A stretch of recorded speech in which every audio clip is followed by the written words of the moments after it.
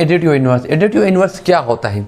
Additive inverse जब हम दो मैट्रिसेस ऐड करते हैं और उससे हमें ज़ीरो आ जाए, वो ज़ीरो के इक्वल आ जाए, वो हमारे पास का मैट्रिक ज़ीरो मैट्रिक होगा या नल मैट्रिक को कहते हैं। जो नल मैट्रिक उस मैट्रिक को कहते हैं या ज़ीरो मैट्रिक जिसमें तमाम एलिमेंट्स हो, ज़ीरो हो, वो उसका एडिटिव इन्वर्स होगा। हमें क्वेश्चन नंबर 13 में क्वेश्चन नंबर 1 ए पार्ट दिया ए दिया गया है ए इज इक्वल टू 3 4 6 2। इसका हमें कह रहा है कि इसका आपने एडिटिव इन्वर्स फाइंड करना है।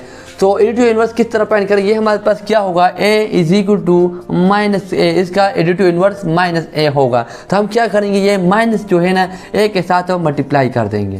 तो ये क्या हो जाएगा, -3 हो जाएगा, -4 हो जाएगा, -6 हो जाएगा और -2 हो जाएगा। ये क्वेश्चन जो है ना ज़्यादातर MCQs में आते हैं, तो इसमें कंफ्यूज होने की कोई ज़रूरत नहीं है।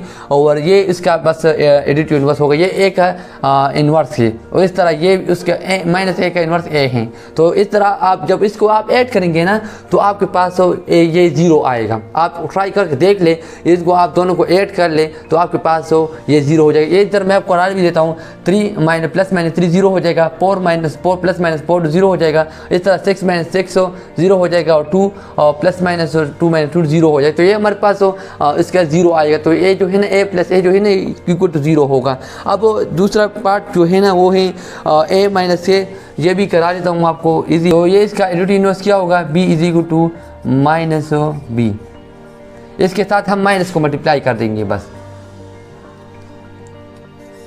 ये -b हो जाएगा। तो ये क्या हो जाएगा, -a हो जाएगा।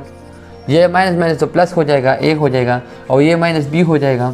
इस तरह ये माइनस प्लस हो जाएगा तो c हो जाएगा और ये a हो जाएगा -a और ये +b हो जाएगा और इसके साथ -l हो जाएगा, -m हो जाएगा और -n हो जाएगा।